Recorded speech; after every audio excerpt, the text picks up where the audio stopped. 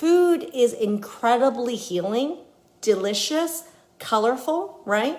And check out, I mean, all it is I'm gonna show you what I'm gonna do. I have a tray here, and I don't need to grease it because these are already have the oil on it, and just oil. That's why it's called a tray bake. Okay, so I just spread it into a thin layer.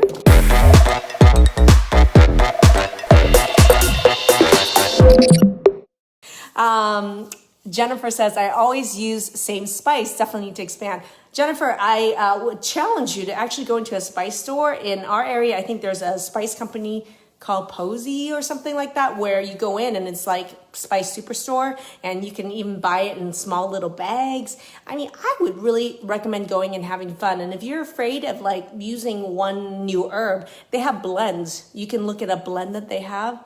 And try some new spice blends. It's a hell of a lot of fun, and I really do enjoy using a lot of herbs. I mean, if you actually look in my kitchen, I have a bunch of rubs. You know, like there's a brand here of rubs that I recently I've loved using. It's called Rub with Love. This is a chicken rub. This is exotic mushroom rub. If you're scared of using like a single herb and you want somebody else to have blended some blends for you, it's wonderful to actually buy some of these from good companies. I love Rub with Love. They're gluten-free. And like, you know, and they like this particular exotic mushroom rub has porcini mushroom powder, and I love porcini mushrooms. It's great to grind porcini mushroom up and use it as an herb in here as a flavoring herb. So there's just, I mean, the possibility are endless with herbs, and I have so much fun with it.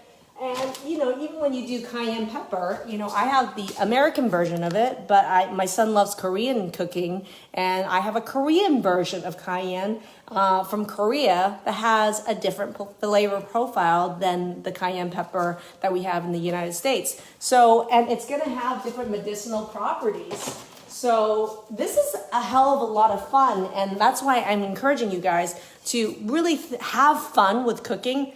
And what I just went through to get this dish ready could easily be done. Let's say it was Thanksgiving Day and you have 20 people around. Why couldn't you be having fun, talking and interacting while you're preparing this? You totally can, right? So food doesn't have to be scary. Food is incredibly healing, delicious, colorful, right? And check out, I mean, all it is I'm gonna show you what I'm gonna do. I have a tray here. And I don't need to grease it because these are already have the oil on it, and just oil. That's why it's called a tray bake. Okay, so I just spread it into a thin layer. Okay, so they all cook evenly. Okay, and I did forget to salt these, so I'm going to go ahead and just salt it right now. And I use sea salt. I don't use iodized salt. I use sea salt. And sea salt has some trace minerals that are really awesome. And then I'm going to put it in the oven. I have a cat tree back there. All right, I'm going to put it in the oven.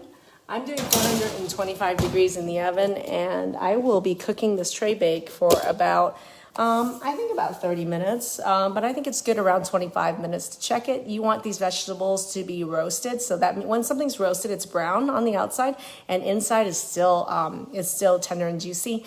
I like the idea of roasting because when you actually brown it on the outside, it caramelizes it. So the sugars on the outside is caramelized, so it actually seals in the flavor of all these vegetables.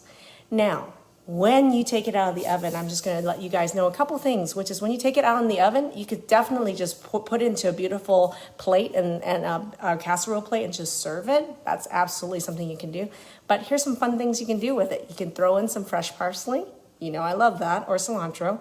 Number two is you can throw in nuts. Okay. I love throwing some toasted hazelnuts or pistachios, hazelnuts. Toast it and throw it right on it before you serve it. The crunch of that is really cool.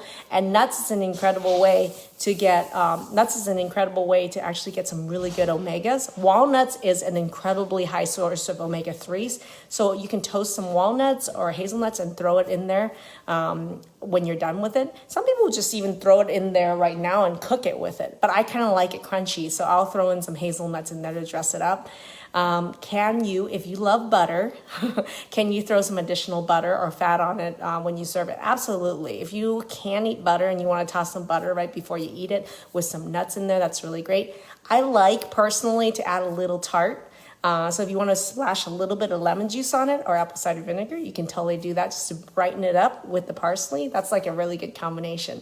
But you can absolutely just take it straight out and put it straight on a plate and it's ready to rock and roll.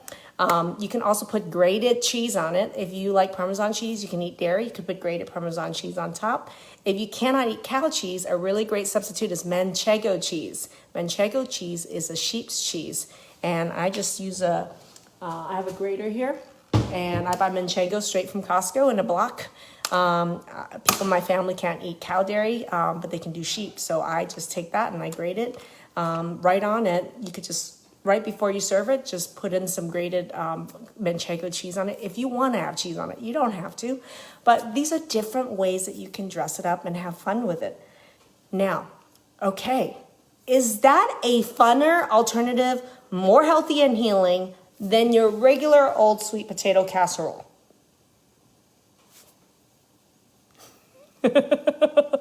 Well, yes, for me it is, and I love doing that. And for me, Tray Bakes is such a big part of our program, and it is such a big part of stimulating your digestion, your gut healing, getting all the phytonutrients, anti-inflammatory, autoimmune balancing, hormone balancing. Tray Bakes is like an all-in-one solution. That's great for the holidays, but man, I do this freaking every week. I make a tray bake at least once or twice a week, just so you guys know. Why? It holds, okay? I am a batch cooker, okay? Come on, I'm FoodieMD, Functional MD. I'm a mom, and I got 3 cats. I got a lot to do. So batch cooking is really big, and so for me, I will batch cook a tray bake twice a week, and once it's cooked, you can put it in a Ziploc bag. It holds for a week. It holds for a week. So in the morning, think about it. If you make scrambled eggs or if you have any sort of breakfast, the tray bake, you literally take a scoop and it warms in 15 seconds. You got a hash right there. Okay, you could throw eggs, you could eat sausage, you could just have a vegetarian egg with that, and you got a egg and tray bake hash next to it, which is a lot of fun. So I hope you guys enjoyed that. I took my sweet, sweet time today to not just cook, but to actually teach you guys some stuff behind how I use food to actually heal my body and everybody's in the program as well. So it's about developing a new relationship with food. Whoa, Diane said, oh, Diane's in our program right now. The program brought back my joy to cook again. Yeah, how fun is it to be in the kitchen cooking, right? And Monica just actually shot a video where she, for the first time in, I don't know, how many years was it? She was able to cook in the kitchen without leaning on her counters, literally standing free cooking, right? So not only is she cooking again, she has less pain or no pain, and she's able to cook again and share that joy of cooking and her food with her family. I love that. Monica, I've been loving your post and your post of you standing in the kitchen. I love it, okay? All right. I hope that was... Corina says, the program showed me that there's a lot of food I can't eat. I know, right? So many of you guys, the holiday struggle was around what? I can only eat 3 foods, or I'm scared of this food or that food. This is why food mapping is huge, right? So for me, when I look at the variety of vegetables and food and herbs and spices I have here, the reason I can cook confidently with it is because I have my data. We have a unique process that we only do called food mapping, where using your blood, we actually show you exactly which foods you do need to eliminate, but what about all the hundreds you can add back? I think that's the key, is a lot of people think it's about more and more elimination, and I call that bullshit. I am not about deprivation, elimination, or nutritional depletion. So in order to actually really heal your body, having that data is really helpful, so you can actually safely, confidently add foods back into your diet. I love that. Thank you, Karina. All right, everybody. I hope that was super helpful. Amanda said the program gave me food freedom. Thank you. Jennifer says, alumni changed my life, food mapping. Thank you, Jennifer.